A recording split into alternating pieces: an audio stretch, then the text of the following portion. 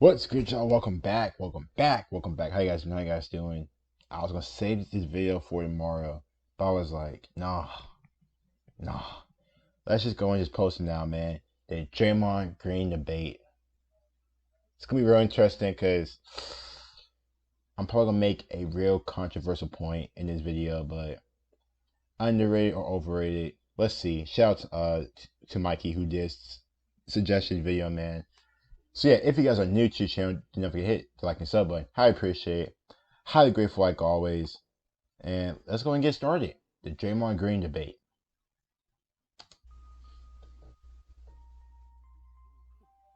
Literally, who? What three dudes? Let's put it like this. I would handle. Also, shout out to the guy who did make this video as well. I think they switch out. Shout out to him. He'll be eating out of my hands. Draymondgreen. Draymond thinks he's the best defender ever. No, that's Draymond. Keep getting your teeth straight, honey, and listen to your mama. Oh no. Hey, y'all comment down below who y'all think is the best defender of all time is, man. Y'all let me know. There's been a lot of great defenders. Triple single.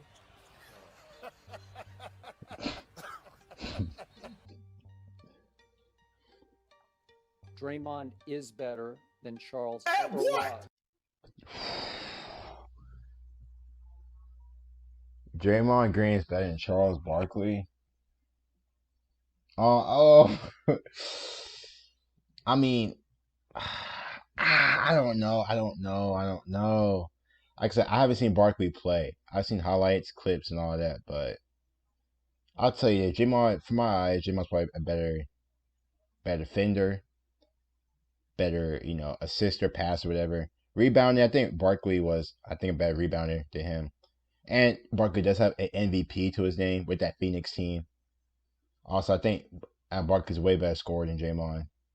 But yeah, I'm gonna come with a real controversial point, probably soon in the video. Y'all just keep watching. Can I explain? Do I get to talk? Or Tell do us, you want Skip. to No, I don't want to talk. I can't even believe you. Ooh, Joy Taylor. Ooh, whew. Joy Taylor bad. She bad as hell. Who say that, Skip? He is better in so many ways, and let me count those ways. Tell Way me. number one. Now, I'm not going to let Skip finish because this is my video. But as you can tell from the title, we're talking about Draymond Green, the infamous, notorious Draymond Green. Honestly, I've been thinking about this topic for a while now because Draymond is clowned by the majority of NBA fans, but his resume really can't be denied. That is true, though. He did make a great ass point. His resume is pretty good. All-Star, Fifth Player of the Year, 3-time NBA champion, which he was a pretty solid piece to all of that. Now, I'm not the biggest Draymond fan 5-time myself, All-Defensive but I Team, 2-time definitely All-NBA. understand and appreciate his value and definitely his importance to that dynasty that was the Warriors. Facts. In this video, I'm going to try to make the case for both sides. Him being a little bit overrated and definitely him being underrated. And at the end, I'll kind of tell y'all my personal take on Draymond Green.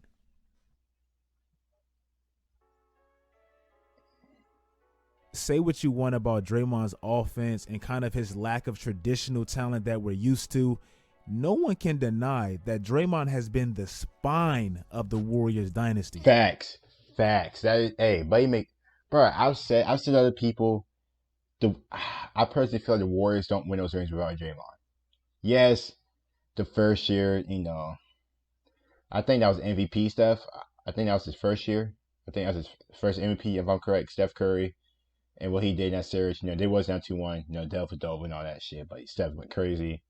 The second one, I think Steph has 3 rings. Yeah. Steph has 3 rings. My bad. Steph does have 3 rings because the following year they did both 3-1 lead.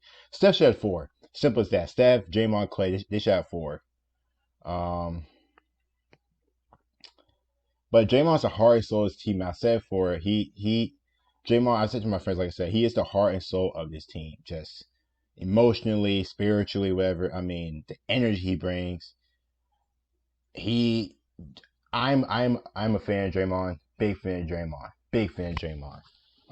Obviously, he's not going to be a 15, 20-point per game scorer like his contracts are based off of, but the way he impacts the game, especially on the defensive side, you can't go unmatched. You cannot go unmatched. His rebounding, his defensive instincts, his awareness to be with certain spots, his passing. Yeah, a lot of his passing, he'll hold the ball and, wait for Clay and Steph to rub off the picks, whatever. But he does make some pretty good passes with him just, passing the ball where players should be at. You could kind of say he's a point forward. You could possibly say he is a point forward, but I don't really see him like that. And then you can't forget that small ball they went to Steph, Clay, Draymond. I think it was Sean Livingston, Harrison Barnes. No, Iggy. I'm sorry. Steph, Clay, Iggy, Draymond, Harrison Barnes. Draymond's I think he's like 6'7", 6'8", so he's not really that tall. But Draymond, he was a really important part to that, that dynasty. And is he underrated or overrated? That's tough. I'm probably gonna have to watch the rest. I'm gonna watch the rest of the video to find out. But you can't deny Draymond's impact for this Warriors team, man. Personally, I feel like they don't win the rings. They don't win the rings without him. They just don't. I mean, talking about somebody who's gonna be on your ass every play, every possession, man. Plus, this dude's smart. He just knows every player, their tendencies, what they do. Personally, for me, I just can't deny the impact Draymond's had for the Warriors. I believe they don't win the ship without him. Yeah, they did add Durant and all that, and they just became a freaking a juggernaut. But before Durant came, there wasn't. Draymond's important. Draymond is important to his team, man. Yeah, I don't think he's really having that great of a season. I don't think I watched a couple of Warriors games. I haven't really checked the stats, but Draymond's important to his team, man. It's as simple as that. Draymond is important to his team. And it was shown during, their playoff run, 73-9 year and all that. Just phenomenal. And to be honest, those championships in Golden State really wasn't where it all started. If you really look at it, Draymond has been a winner his entire life. Facts. He was just always a little overlooked. In high school, number 50. as just a sophomore, he averaged 25 points, 13 boards, 3 assists, 3 steals, and 2. Yeah, I gotta put some respect on these NBA players' names, bro. I think I've seen Patrick Beverley average something like 25, 30 points in high school. Bro, they're in the NBA for a reason. Blocks. These dudes are and fine. He led his team to a 26-1 record, and he won a state championship. And then the next year they went 27-1. So that's winning at a dominant level. But as I said, he was always a little overlooked. And he played for one of the best coaches in college basketball, Tom Izzo. He didn't believe in his unique skill set, so he was about a 3 to 4 star recruit coming out of high school. And when he finally got that offer from Michigan State, again, even in college, he had to fight and claw his way for a real opportunity. He played for the well-known, highly respected Tom Izzo. And if you know anything about Coach Izzo, he doesn't give anything to anybody. You have to work and fight for everything. So for Draymond's first 2 years, he pretty much spent them on the bench, and he kind of embraced it. In his sophomore year, he won Big Ten Sixth Man of the Year, but by his senior year, he was the star at Michigan State, averaging 16 points and 10 boards. And also, as I said earlier about him winning everywhere he pretty much went, he also led them to a Big Ten championship, and he was the Big Ten Player of the Year his senior year. So it's been a pattern. Draymond wasn't just some scrub that got lucky and landed in Golden State with all this talent. This has been a thing for a while now. And when he got into the NBA, he got drafted in the second round, way overlooked again for kind of being undersized, stocky, not your traditional player. And that just gave him more of a chip on his shoulder. He can even name verbatim every player that was drafted ahead of him in the exact order. And it was like 34 of them. So you can see that chip and that drive never left. And as always with Draymond, once he got his first real chance with Golden State, the whole culture completely changed immediately. In his first 2 years, he started 13 out of 160 games, and they were a pretty decent team, making the playoffs, but never really making real noise. I mean, that was under like Mark Jackson. They were starting to become the team they are now. You know, obviously Steve Kerr, he came in, he brought them over the hump, but I think you gotta give a lot of credit to Mark Jackson, man. I mean, I do. Yeah, you do wish he could have stayed longer. I'm not really sure what happened, you know, why he got fired. I have seen some stories, rumors, or whatever, but I mean, I gotta give Mark Jackson for at least laying the groundwork, you know. But by his By third laying the year, groundwork for that you team. can call it coincidental if you want. He never played a game off the bench again, and that's when their championship run started. So it's been a pattern with Draymond Green. One thing I always appreciated about Draymond is his burning passion and his burning desire to be great. And he's pretty confident about it. Yeah. Last year, he made headlines by calling himself the greatest defensive player ever. And while I wouldn't go that far, I can definitely argue that he's been the best defender in the league during his prime. Like we all know, he's not the quickest, he's not the most athletic, he's not that shutdown wing or that dominant big man. All of his specialties are kind of like bits and pieces of all of that in one big ass high IQ package. That's what I was trying to say earlier in the year. Like, I already say he's not the biggest and all that, but this man's like his defensive awareness, his IQ, whatever, is like he's smart. Like, he knows the game of ball. He knows where to be at all times. Like I was saying earlier in this video, he knows where to be at all times. Like I said, dude's phenomenal. Defensively, absolutely phenomenal, man. Cannot take anything away from him. Like, Draymond is so versatile and intelligent defensively. He's like the ultimate quarterback / linebacker of his defense. He knows his team's soft spots and he knows their strengths. Facts. And he plays to that. And you can tell he really takes that defense serious, and he watches a lot of film because it's like he knows the opposition's plays way before they even happen sometimes. Look. I don't know if you guys did read, I'm sorry, I do keep pausing, but I don't know if you guys did read Andre Iguodala's book. I did read it. It's currently on my counter, but Iggy, like, if you read Iguodala, he talked about Draymond and that, he said, like, Draymond's like, bruh, like, he's one of like Iggy's best teammates ever. Like, look at this play in the NBA Finals in 2017 that I found. This is game 1, so you know Draymond is riled up because they just blew a 3-1 lead the year prior. As you can see, Cleveland is trying to get Steph off of JR and onto Kevin Love, which is a clear mismatch. LeBron, with his high IQ, he sees it and he recognizes it and he tries to take advantage of it. But Draymond, he sees it just like LeBron and he makes an Ed Reed type of play on it immediately. That's the type of stuff that he does on a consistent basis that can't be overlooked. He really takes pride in knowing the other team's play ahead of time and acting on it accordingly. I would say during Dre's prime, he was definitely the best overall defender.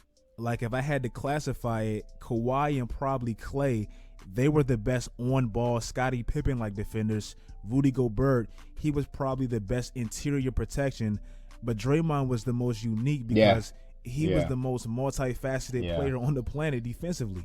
He defends big or small. He defended the pick and roll at an extremely high level. He was easily the best help defender in the entire NBA because it was almost like he foreseen the play in his head before it actually developed. And stuff like that really can't be taught. And most importantly, he burns with a unique type of passion and fire that's like generational. Like, that can't be understated because that matters. It's a reason Kevin Durant improved significantly on defense when he joined Golden State. He knew it was impossible to slack with that guy running the show. Like it or not, Draymond would get in any and everybody's face if you weren't doing your just as Kevin Durant job on defense, and that's just how he is.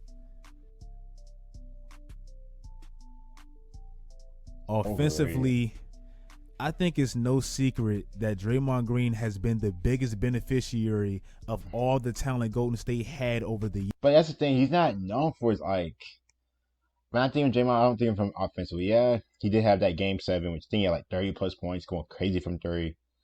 But that was when Kyrie, made the shot, of course. But I mean, but we have probably the greatest shooting backcourt of all time, with probably two of the top greatest shooters of all time, and Steph Curry and Klay Thompson, with probably the greatest scorer of all time, and Kevin Durant. I mean, you don't need to score. I mean, you don't need to score. There's no point reason for you to score. I mean, you get adding your little bits and pieces, but Draymond knew his role, excelled in it, and yeah. Years. Draymond, he's kind of been known to run the show a little bit, orchestrate the offense, and he's really averaged a very respectable amount of assists during his tenure. That's with what I was Golden saying. State Point and the forward, championships bro. and all that. But a lot of his assists are based on him being so bad offensively and his teammates being so deadly. Over the years, when you played Golden State, you absolutely had to live with something. Like, especially when they got KD, it was no such thing of having everything covered because you had to give up something. This is also why I think a player like Andre Iguodala, he had so many game winners and crucial moments. Most of the time, if you really look at it, he was butt naked open and he was just clutch enough to hit it. So respect to him. Yeah. But when you have Steph, Klay, and KD, you absolutely have to let Draymond Green and Andre Iguodala beat you. And if you really look at Draymond, especially his assist, there were so many times where defenders would be petrified of Steph or KD off a screen. Yeah, and then Draymond just slips to the rim. Either he'll lay it up, or then he'll just right here he probably lay it up, or he'll just oop it or pass off to Kevin Looney for an easy dunk. I mean, but Draymond was really good at that. Those slip screens, Draymond was really, really good at that. I mean, what are you going to do? Just let freaking Steph just roll off the screen and not double team? But Draymond, like I said, that high IQ of the game. Draymond knew he'll slip the screen, receive the ball, and then he'll either lay it up or just oop it to Kevin Looney. Roll, so two guys would dive to Steph and leave Draymond wide open, and he will basically have an open lane to either attack the rim or throw an alley-oop. Yeah, and like that's I good on said. his stats, but Like I said. that doesn't really take much talent for him. It's more the guys he's around. This is basically how Draymond averaged around 7 assists during their championship window. Also, you can see this is kind of why his field goal percentage has been so respectable, because all the talent around him, his opportunities were beautiful. Now, if you look at him this year without, as Barkley would say, his superheroes, his offense is basically non-existent because Draymond can't be Draymond without all those players off. That is true. That's why I say, like,